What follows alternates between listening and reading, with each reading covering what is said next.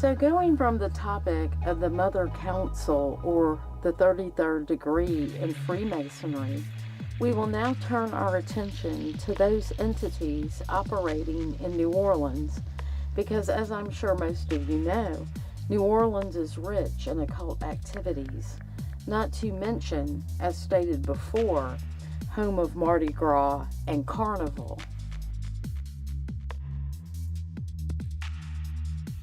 But let me acknowledge that even though the chronology of the Supreme Council, as noted in my previous video, is dated from the early 1800s, these councils still operate under the same premise as always. Just like the Bible states, there isn't anything new under the sun.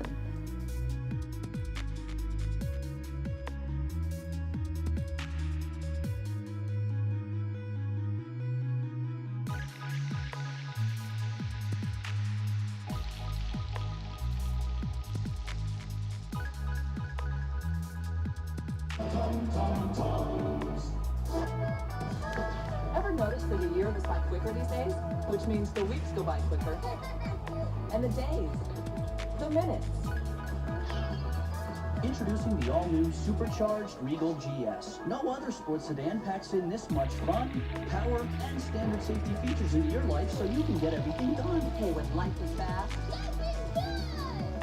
The all-new Regal GS by Buick. Official car of the supercharged family.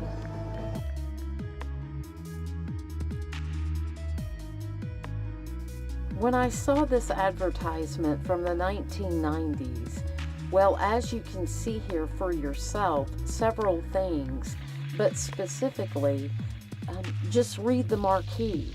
What comes to your mind? The thing we can't speak of from 2019? That's kind of what comes to my mind.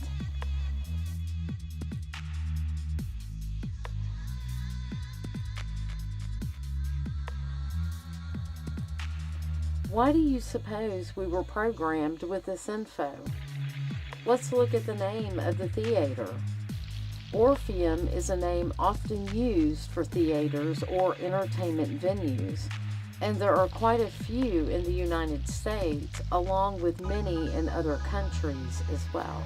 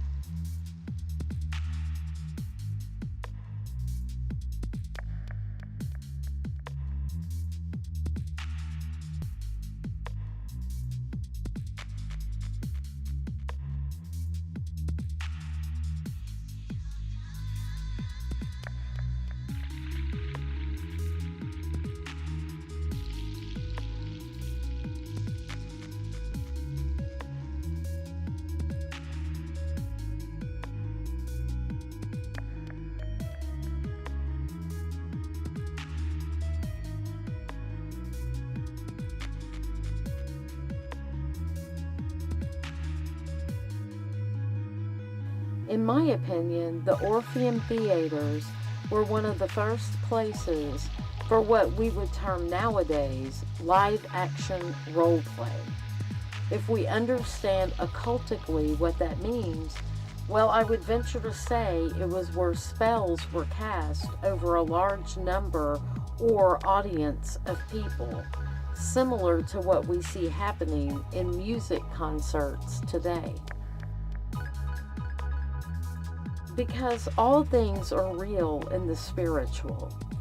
Most practicing the craft of Freemasonry, or what we would call witchcraft to everyone else, they must base their deception on some small form of truth in order for it to work.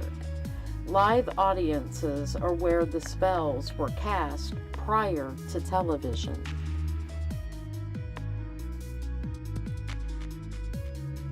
This form of network between performing artists, or witches, is essentially in spreading their veils of deception.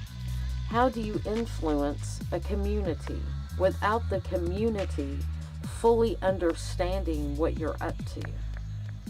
And there's so much to this topic, and I won't even attempt to cover it all in this video.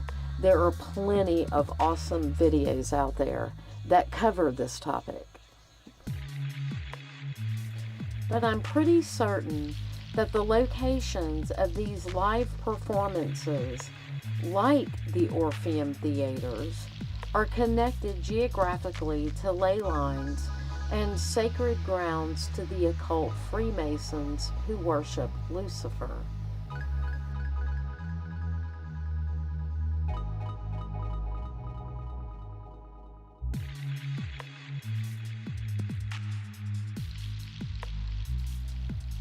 Vaudeville in French means voice of the city, which also leads to how these performing artists viewed themselves. They see themselves as influencers. We can say the same thing about most celebrities or quote-unquote artists of today. My last points on the Orpheum Circuit are that they were the only theater operating after midnight who specifically advertised to appeal to certain elite audiences. The fact that the Grand Orpheum Circuit, named by Morris Meyerfeld, initially included only 5 theaters. That's interesting. And usually doesn't that represent something? In the occult, anyway. And why these 5 locations in particular?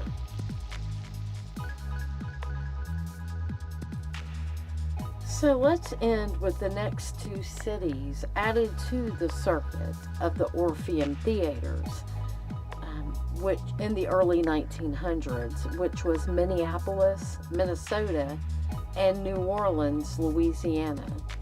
And now that we're back to that mystical southern city known as the Big Easy, we'll turn our focus to Orpheus, also a variant or word derived from the same etymology.